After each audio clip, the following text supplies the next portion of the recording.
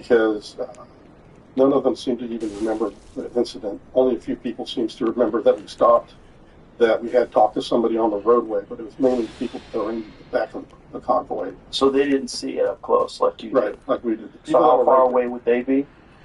They'd probably be a good 2 car lengths behind us. That's still enough to detect whether or not someone looks blue, though, right? Correct, and that's probably what they saw. But you know me, I'm kind of wide and I'm big. I was very muscular back then. And you're standing in front of this thing. So they'd have a difficult time because this guy stood about a good half foot shorter than me. And so they probably could see his arms from time to time, maybe catch a glimpse of his face or something.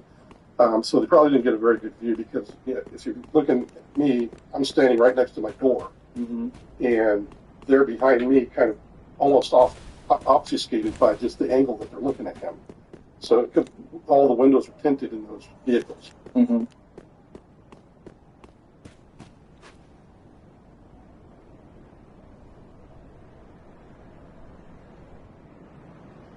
So we all packed up. We're in Beatty, Nevada, which is the borough inn. I can tell you that's where we always hold up at.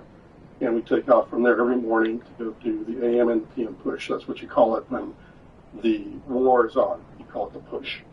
So we had one in the morning called AM push, one in the afternoon PM push. So we were all heading up for the AM push in a convoy. There's 3 vehicles, probably about 3 to 4 people per vehicle. I'm in the lead vehicle with the ranking guy. He's driving, and I'm right behind him. And then there's another gentleman in the passenger seat across from the driver, and then there's a young lady next to me. And we're all going up. And the ranking guy had been there the week before, and he had seen the craft fly by. Because that one's out there on the internet. You can pull down the video. There's a report that goes along with it. There's a video that we can watch right now? Right now, yeah. What would he search? Search for, let me think, Nellis Test Range UFO 1994. Dun, dun, dun. Who filmed this?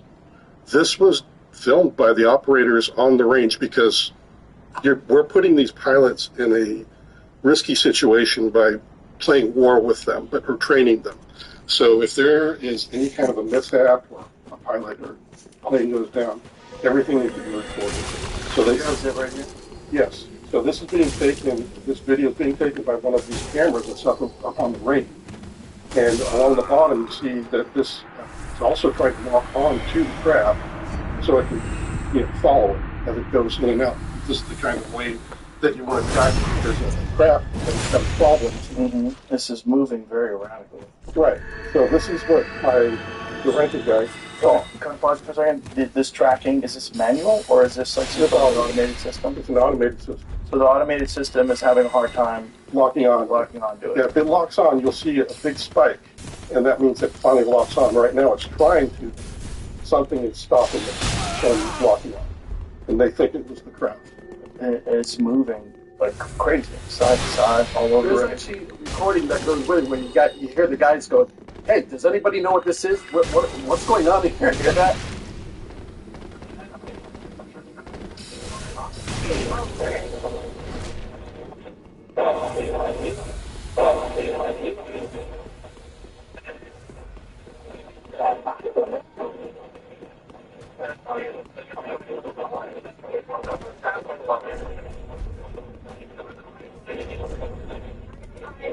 Okay, the sound's terrible. Yeah. They need better mics. Honestly, that's So we have sounds podcast really mics? working up there. But I'm anyway, sure, but he's saying, what is that? I don't know. We're having a hard time locking onto it. Right. This is the video operator. So the following week after this happens, this video is taken. The ranking guy who had been there the week before and saw this thing flying. He takes us in this, when you go on the range through this one gate here, it goes up a little ways, and then there's a cantonment area. It's got a very small place where you can change the tires, get gas, just minor maintenance to get you home if you have a car that's busted. And then in the back of that cantonment area, there's 2 huts that look like campers, really, glorified campers. So the video operators are in the one that's off to the northeast of the cantonment, in the very corner. And the ranking guy just says, we all have to go in here. We're going to go talk to the video operators. We have to do this. And this is because if we fire, everybody came back to garrison. back to our unit, and they'd seen this thing, and they were all talking about this UFO. So we go in there, and there's video on it. He has us all write our names down, whether we were there and saw it the first week or not. Then he makes us all sit down and watch that video. And he says, do you know what this is? I'm like, no. And then he just said, okay, thank you. And then we, after everybody that was there saw it and had wrote their name down, we were allowed to leave. And that was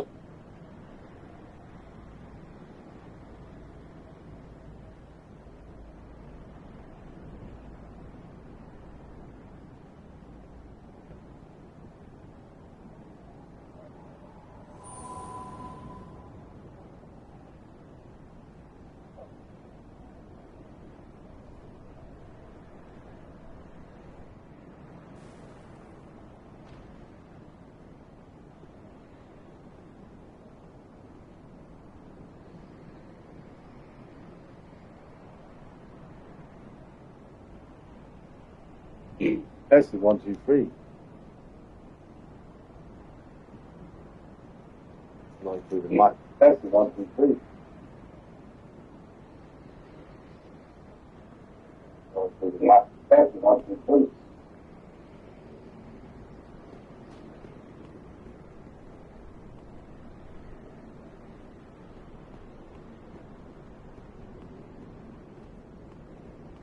So, in terms of salary, you were thinking... I was hoping you would tell me what you were thinking. Oh, I insist, please. I insist. I insist. I insist. Please. Set salary expectations from the start and skip the awkward chat. Missing teeth ruin your life. I know because I work with patients daily who have lost all or most of their teeth. They complain that they are unable to... The Joe Rogan experience. And then